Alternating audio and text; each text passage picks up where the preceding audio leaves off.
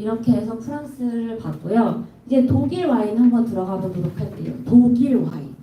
네, 독일에는 맥주가 중요하죠. 그래서 독일 지도 보면 굉장히 재밌어요. 우선 지도만 보고 설명을 할게요.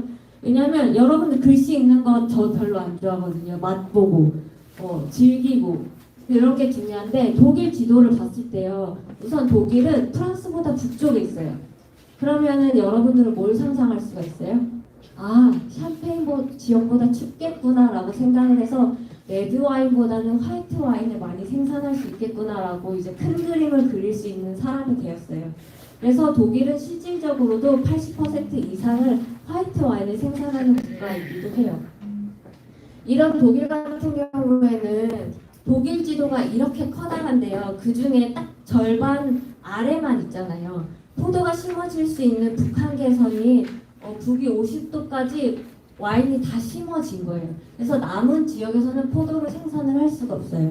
근데 독일 내에서도 와인 생산하는 게 굉장히 재미있는 걸 볼 수가 있는데요. 우선 여기가 프랑스 알자스 지역, 샤페인 지역과 굉장히 가까운 게 독일이거든요. 그래서 프랑스의 문화와 영향을 많이 받아서요. 프랑스랑 가까운 지역 라인강과 모젤강 주변으로는요 와인을 많이 마셔요. 네, 그리고 수도원이 발달이 되어 있고 왕족이나 귀족의 문화가 많이 되어 있는 게 프랑스 서쪽이에요. 프랑스랑 가까운 독일이 굉장히 와인을 마시고요. 프랑스 지도를 봤을 때 동쪽은 와인 지도가 없잖아요. 동쪽 같은 경우에는 신기하게 맥주를 많이 마셔요. 그래서 맥주 여행을 할 때에는 기본적으로 맥주 공장들은 전부 다 동쪽에 있는 게 또 와인 지도를 봤을 때 재미있는 부분이에요. 한쪽으로 몰려서 포커스가 맞춰져 있기 때문에 아 와인 공부하기 편하겠구나라고 여러분들은 우선 편하게 생각을 하시면 될 것 같은데요. 이런 독일 같은 경우에도 역사가 굉장히 재미있죠. 우선 3세기경에 모젤과 라인강 주변으로 강 주변에 포도밭이 형성이 되기 시작을 했어요. 왜 강 주변에 포도밭이 형성이 되기 시작을 했냐면 우선 지역적으로 봤을 때 독일은 춥잖아요. 추운데 강 주변에 포도밭을 심게 되면 워낙 산줄기가 굽이굽이 용처럼 이렇게 흐르는 게 바로 모젤강이거든요. 근데 모젤강 주변으로 포도나무를 심게 되면 여름에 태양이 부족한데요. 태양이 부족한데 태양이 그 모젤강을 한번 반사해서 포도한테 빛을 한 번 더 쌓아 올릴 수가 있어요. 그래서 그 태양빛을 2배로 받을 수 있어서 당도가 올라갈 수 있거든요.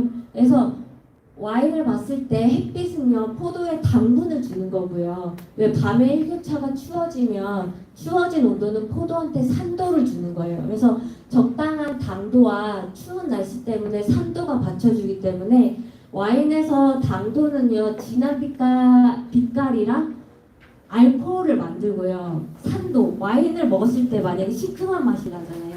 적당하게 산도가 있으면 이 와인은 산이 있어서 힘이 있으니까 장기 보관을 할 수 있는 와인이겠구나라고 와인을 마시면서 와인에 대한 잠재력을 체크를 할 수가 있거든요. 기본적으로 잠재력을 체크할 수 있는 게 바로 강 주변에 포도를 심어야 돼요.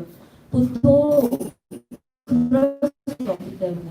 근데 독일에서 이제 와인이 돈이 되는 사업이라는 걸 알다 보니까 강 주변에는요 옛날 수도원이나 원래 역사 깊은 사람들이 포도원을 다 차지하고 있어서 새로 시작하는 포도원 사람들은 그 강 주변의 포도원을 살 수가 없잖아요. 살 수가 없어서 아스팔트 있죠. 고속도로 옆에 포도밭을 사기 시작을 했어요. 과거에는 고속도로가 없었잖아요. 고속도로가 없는데 이제는 고속도로 옆 주변에 포도밭을 사게 되면 아스팔트에 그 태양이 반사가 돼서 포도한테 가고 그 열이 전달이 되는 거예요. 그래서 지금 독일의 포도원의 또 새로운 모습은 고속도로, 아스팔트 주변에 또 포도원이 생겨서 도로를 달리면서도 포도밭을 구경할 수 있겠구나 하면서 포도밭 여행을 머릿속에 상상을 할 수 있는 게 바로 이 독일인 거죠. 그래서 이렇게 포도를 심어줄 수 있는 지역이 한정적이에요. 강 주변이거나 포도밭이거나. 그래서 포도가 아주 귀할 수밖에 없는 게 독일이기 때문에 독일은 양조 방법에 신경을 쓸 수밖에 없어요. 그래서 와인을 공부를 하려면 양조, 브랜드, 마케팅, 프랑스를 따라서 공부를 하는 게 아니라 최고의 양조 기술은 전부 다 독일에서 사갖고 와요.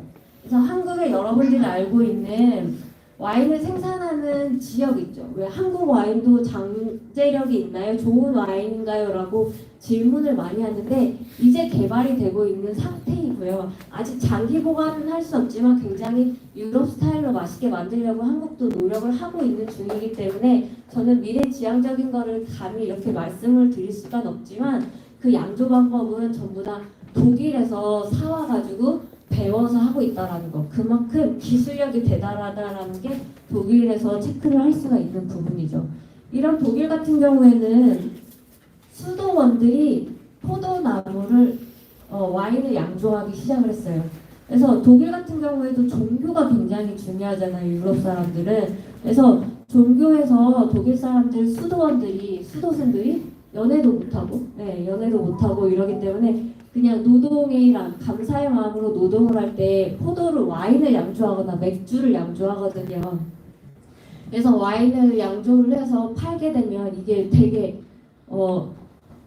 그 종교를 믿는 사람들은 되게 감사한 마음으로 만들어요. 이 수도승이 최선을 다해서 만들었다라고 생각을 하니까 굉장히 기쁜 마음으로 살아가거든요. 우리나라도 스님이 만든 된장은 굉장히 비싸잖아요. 그런 거랑 똑같은 거예요. 그래서 여기 된장 파시는 분 계세요. 그래서 여기서도 수도승이 만든 와인은 뭐 몇십만 원, 몇백만 원대에도 이렇게 유통이 되기 시작을 하는데 그러면서 교회가 돈을 착취하기 시작을 했거든요.